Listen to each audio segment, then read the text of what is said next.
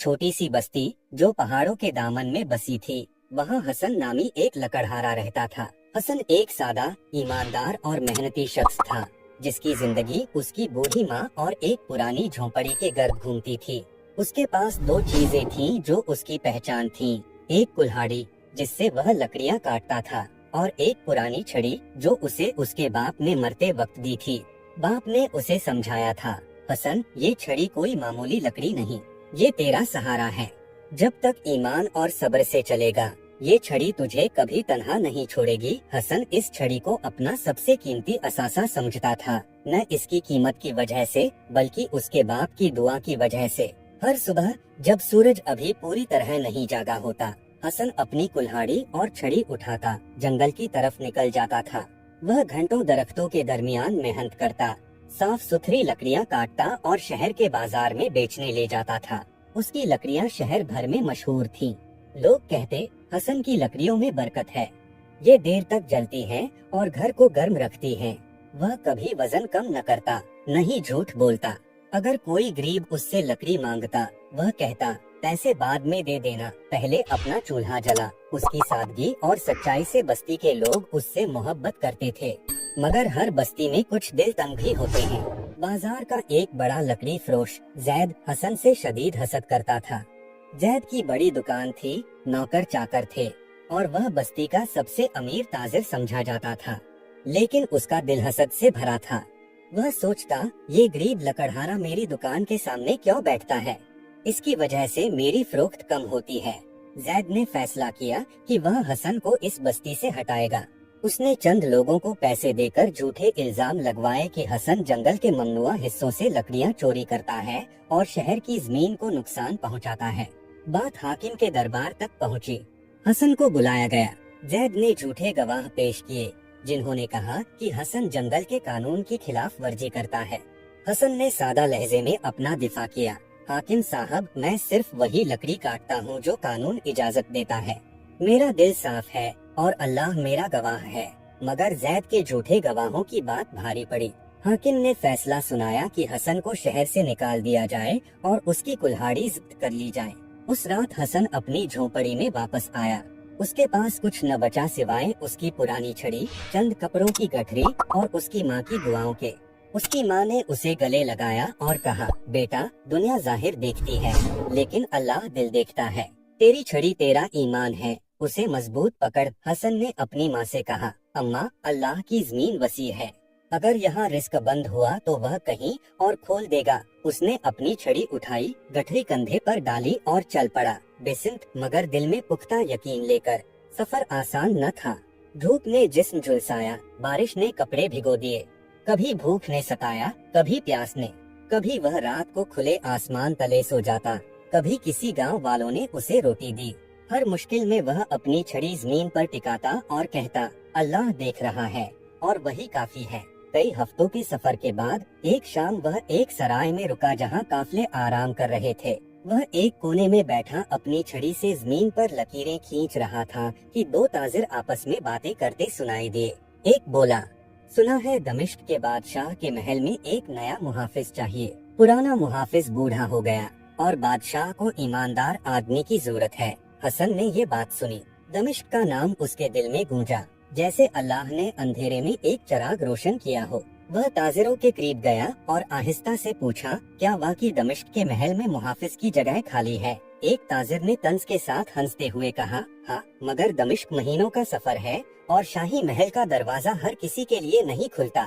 तुम्हारे पास तो बस ये छड़ी है। दूसरे ने मजाक उड़ाते हुए कहा, क्या इस छड़ी से महल की हिफाजत करेगा? हसन ने मुस्कुराकर सर हिलाया और दिल में अहद किया, अगर मेरा रिस्क दमिश्क में लिखा है तो कोई समुंदर मेरा रास्ता नहीं रोक सकता। सुबह हसन काफले के पीछे चल पड़ा। न उसके पास घोड़ा था, न ऊंट, बस उसकी छड़ी, एक मशकीजे में पानी और दिल में अल्लाह का नाम। रास्ते में तूफान आए, चोरों से मुकाबला हुआ, कभी भूख ने सताया, कभी प्यास ने, मगर वह हर बार अपनी छड़ी जमीन पर टिकाता और कहता, रब की हिकमत सबसे बाला है। कई महीनों के बाद एक सुबह वह दमिश्क के दरवाजों पर पहुंचा। शहर की रौनक, बाजारों का शोर, मसाजिद के गुंबद और फिजा में अतर की खुशबू, सब कुछ उसे ख्वाब सा लगा। उसके दिल से दुआ निकली, ऐ अल्लाह, तूने मुझे यहाँ तक पहुँचाया, अब तेरी मर्जी। वह सीधा शाही महल के दरवाजे पर गया। वहाँ 2 तनोमंद सिपाही नेज़े थामे खड़े थे। हसन ने सादा लहजे में कहा, अस्सलामु अलैकुम, मेरा नाम हसन है, यमन से आया हूँ। सुना है महल में मुहाफिज की जगह खाली है। सिपाहियों ने उसके फटे लिबास, गर्दालूद चेहरे और हाथ में छड़ी देखकर हंसना शुरू कर दिया। एक बोला, ये शाही महल है, कोई लकड़हारों का अड्डा नहीं, चले जाओ। दूसरे ने कहा, ये छड़ी लेकर मुहाफिज बनने आया है, दोबारा यहाँ मत आना। हसन ने कोई जवाब न दिया, बस जज़ाक अल्लाह कहा और आहिस्ता से वहाँ से चला गया। दिल ज़ख्मी था मगर ज़बान पर कोई शिकवा न था। वह दमिश्क की एक पुरानी मस्जिद के पास जाकर बैठ गया। उसने अपनी छड़ी ज़मीन पर रखी और दुआ मांगी, ऐ अल्लाह, तेरे दर पर आया हूँ, तेरे ही दर पर लौटूंगा। थकावट से उसकी आंख लग गई। ख्वाब में उसे एक आवाज सुनाई दी, सब्र कर, तेरी मंजिल करीब है। फजर की अजान ने उसे जगाया। उसने गर्दालूदा कपड़ों की धूल झाड़ी, वुजू किया और मस्जिद में दाखिल होकर नमाज अदा की। उसका सजदा शुक्र और ईमान से भरा था। नमाज के बाद वो मस्जिद के सुतून के पास बैठ गया। एक बुजुर्ग शख्स सादा लिबास में उसके करीब आया। चेहरे पर नूर और आवाज में वकार था। उसने कहा, अस्सलामु अलैकुम, तुम मुसाफिर लगते हो, कहाँ से आए हो? हसन ने सर उठाकर कहा, यमन से। इतना दूर? बुजुर्ग ने पूछा, क्या काम के लिए? हसन ने जवाब दिया, मैं लकड़हारा हूँ, सुना था महल में मुहाफिज की जगह है, मगर मुझे दरवाजे से लौटा दिया गया।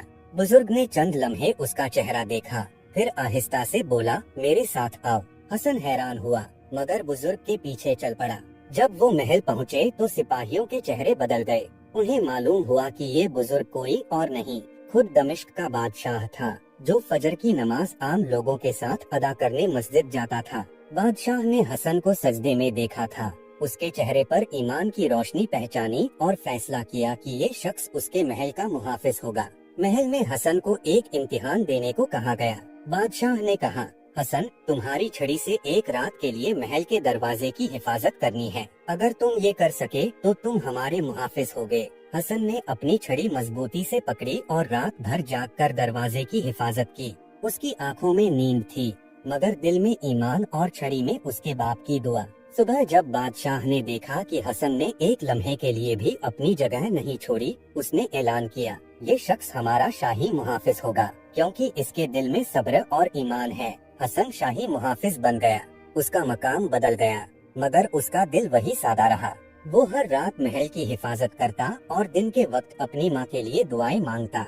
वो अक्सर अपनी छड़ी हाथ में लेकर कहता, ये मेरा सहारा है, जैसे मेरे रब का हाथ। एक दिन यमन से जैद और उसके साथी दमिश्क आए।